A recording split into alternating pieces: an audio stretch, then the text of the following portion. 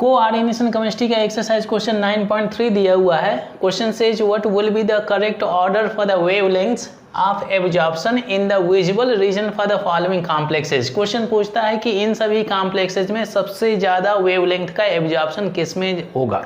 ठीक है भाई, किस रीजन में? विजुअल रीजन में।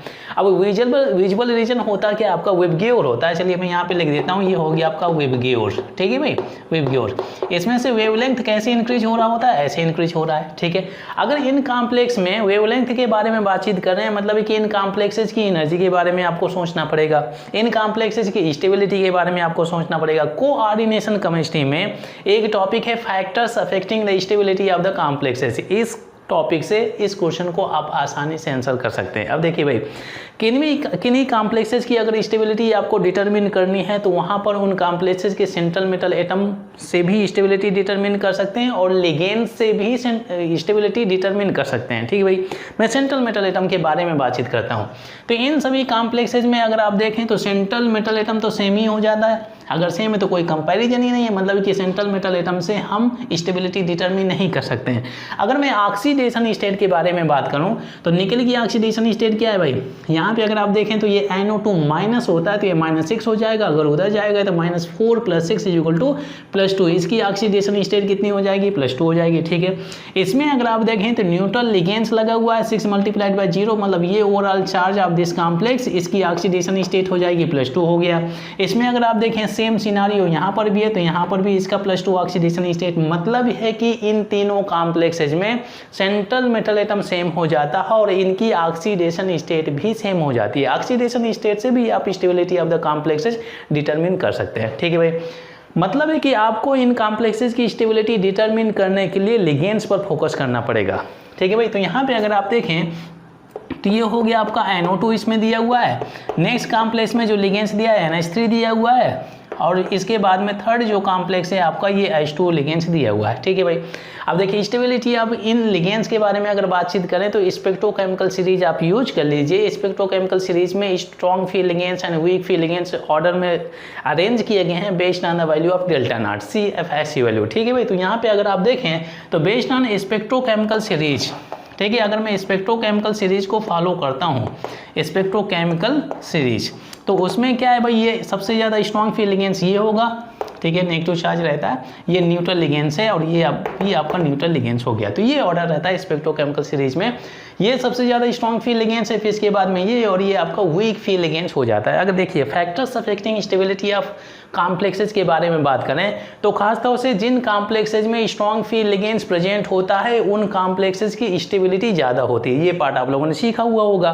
ठीक है, और जिन कॉम्प्लेक्सेज में वीक फील्ड लिगेंड्स प्रेजेंट होता है उनकी स्टेबिलिटी कम हो जाती है, मतलब उन कॉम्प्लेक्सेज में एनर्जी ज़्यादा हो जाएगी, रिएक्टिविटी ज़्यादा हो जाती है। अब देखिए भाई, मतलब है कि इन दोनों कॉम्प्लेक्सेज में अगर स्ट्रॉन्ग फील्ड लिगेंड प्रेजेंट है, स्ट्रॉन्ग फील्ड लिगेंड प्रेजेंट है, मतलब है कि इन कॉम्प्लेक्सेज की स्टेबिलिटी ज़्यादा होगी, एनर्जी कम हो जाएगी। क्लियर हो गया भाई, इसमें भी स्टेबिलिटी इसकी ज़्यादा होगी बट एनर्जी क्या हो जाएगी? कम हो जाएगी। बहुत ही सिंपल।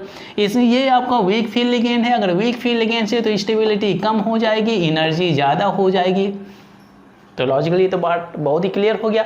अब देखिए एनर्जी और वेवलेंथ के रिलेशन के बारे में बातचीत करें तो आप लोगों ने सीखा होगा कि E = hc/λ हो जाता है। इस रिलेशन से अगर आप देखें तो energy is inversely proportional to wavelength.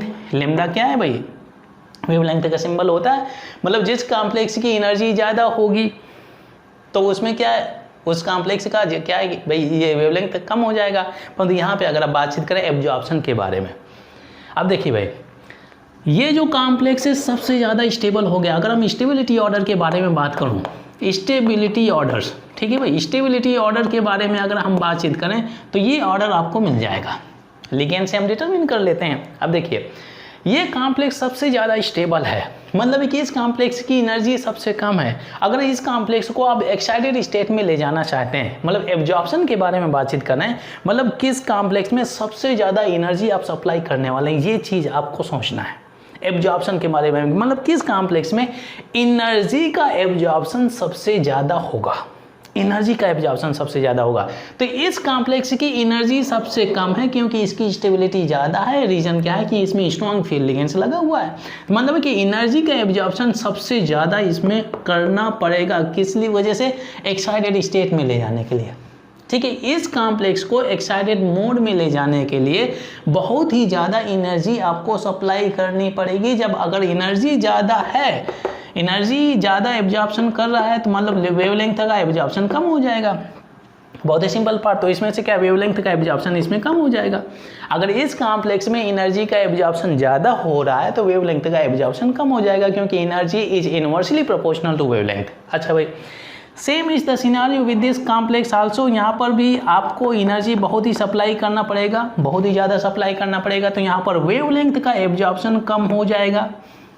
यहाँ पे अगर आप देखें तो खासतौर से अगर आप देखें तो इसकी स्टेबिलिटी कम है, एनर्जी ज़्यादा है। एनर्जी ज़्यादा ऑलरेडी रिएक्टिव सब्सटेंस है, रिएक्टिव ज़्यादा रिएक्टिव क्योंकि इसकी एनर्जी ज़्यादा है। मतलब है कि इसमें से एनर्जी आपको कम सप्लाई करनी पड़ेगी, तो मतलब कि एब्जॉर्प्शन ऑफ वेवलेंथ ज़्यादा हो जाएगा। तो लीजिए यहाँ से आपको आंसर मिल जाता है।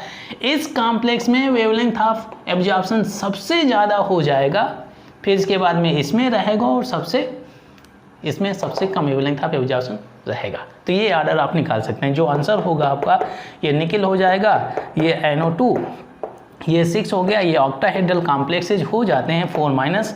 ठीक है, फिर इसके बाद में निकिल हो गया, ये NH3 हो गया, ये 6 हो गया, यहाँ से हो जाता है 2+, और फिर इसके बाद में लास्ट में ये H2O होल 6 हो गया, और यहाँ से आपका +2 हो जाता है। ये ऑर्डर ऑफ एब्जॉर्प्शन आप यहाँ पे मैं लिख देता हूँ, order of absorption of wavelength. लीजिए ये हो जाता है। तो इस तरह से आप इस क्वेश्चन को बहुत ही आसानी से आंसर कर सकते हैं।